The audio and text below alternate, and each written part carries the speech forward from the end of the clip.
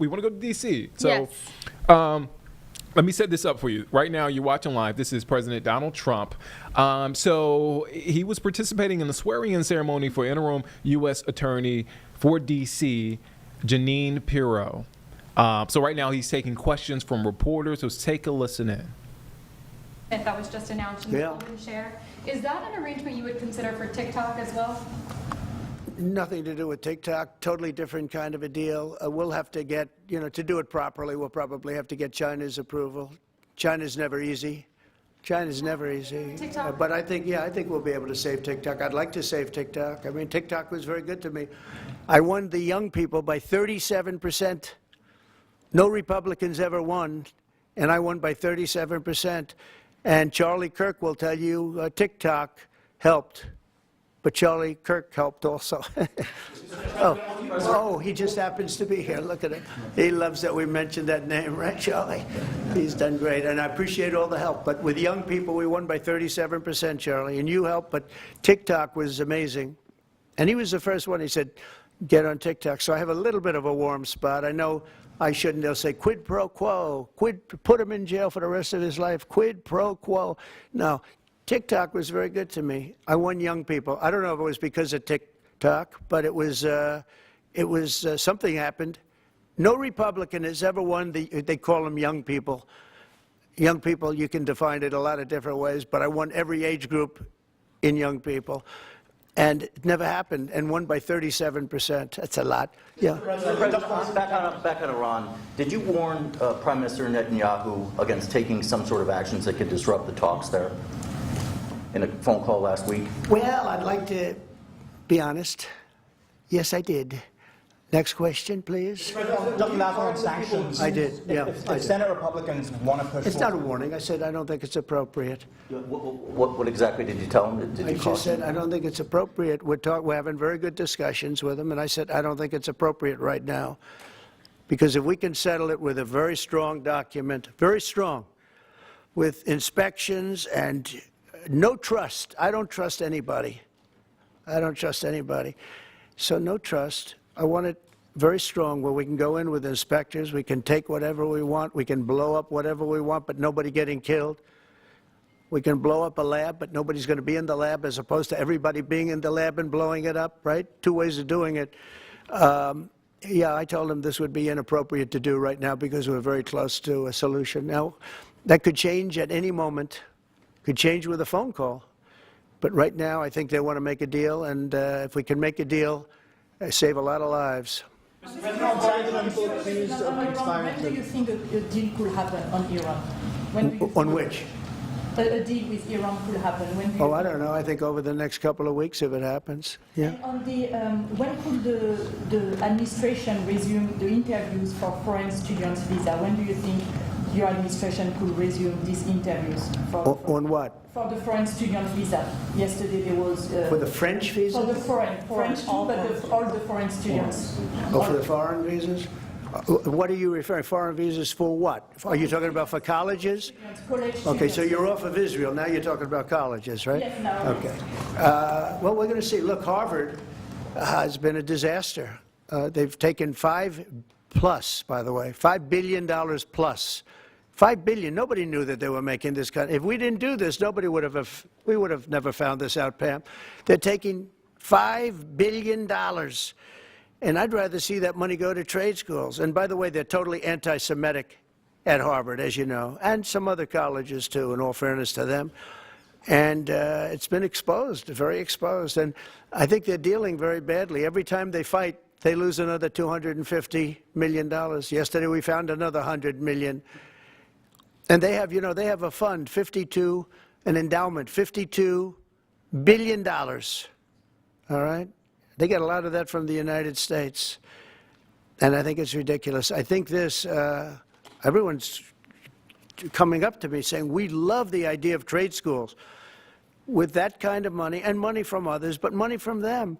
You can have the best trade schools anywhere in the world. You give them to Iowa, Indiana, lots of good states, well-run states, and you give them the money. They can only be used for trade schools, and they'll teach people how to build motors and cars and AI. The AI, we're building plants, we're building hundreds of billions of dollars worth of AI plants already started, many of them.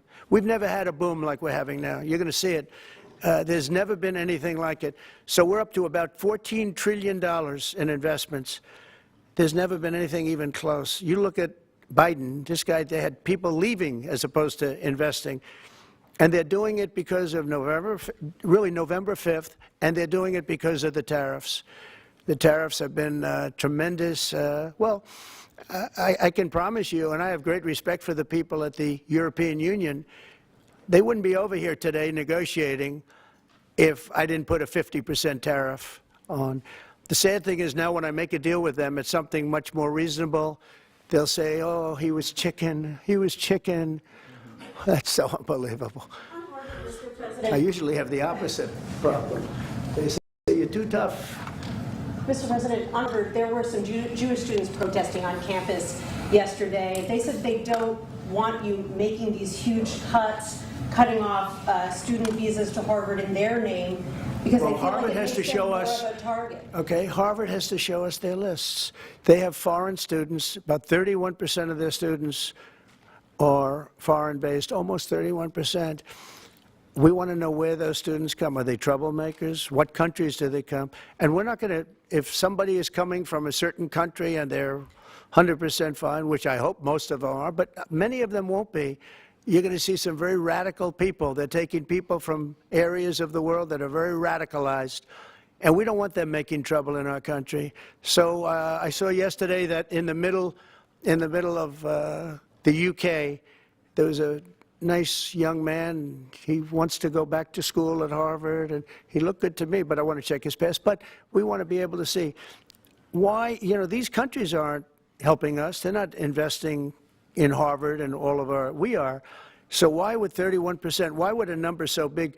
I think, number one, I think they should have a cap of maybe around 15%, not 31%. We have people who want to go to Harvard and other schools. They can't get in because we have foreign students there. But I want to make sure that the foreign students are people that can love our country. We don't want to see shopping centers exploding. We don't want to see the kind of riots that you had. And I'll tell you what, many of those students didn't go anywhere. Many of those students were troublemakers caused by the radical left lunatics in this country. All right, one more question. President Harvard, Yeah, go ahead, please. Will you pardon the people who are accused of conspiring to kidnap Michigan Governor Gretchen Whitmer? I'm going to look at it. I will take a look at it. It's been brought to my attention. I did watch the trial. It looked to me like somewhat of a railroad job. I'll be honest with you. It looked to me like some people said some stupid things. They were drinking, and I think they said stupid things. But I'll take a look at that. And a lot of people are asking me that question from both sides, actually. A lot of people think they got railroaded. A lot of people think they got railroaded. And probably some people don't. One more. Go ahead. Yeah. Go ahead. How will the confrontation with Harvard end? Do you foresee? I don't know. I don't know. Harvard's got to behave themselves. Harvard is treating our country with great disrespect, and all they're doing is getting in deeper and deeper and deeper.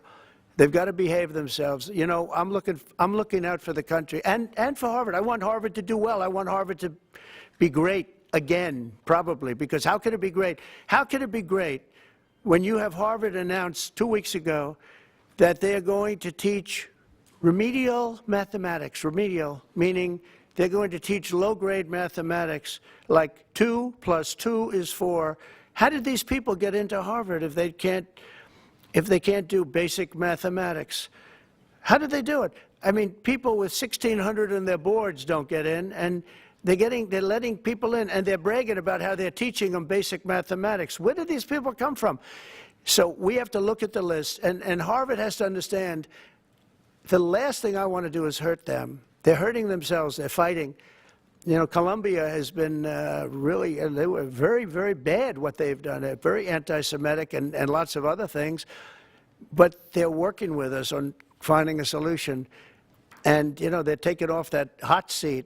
But Harvard wants to fight. They want to show how smart they are, and they're getting their ass kicked. Thank you very much, everybody. Thank you, guys. Thank you, guys. Headed right back out this door. Thanks, guys. Thank you. Thank you. Good luck, everybody. Yeah, sure. Thanks, guys. Thanks, guys. Keep going. Thank you.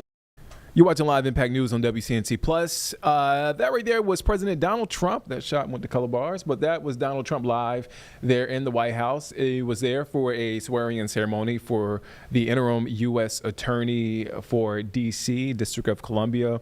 He also took questions from reporters there. So.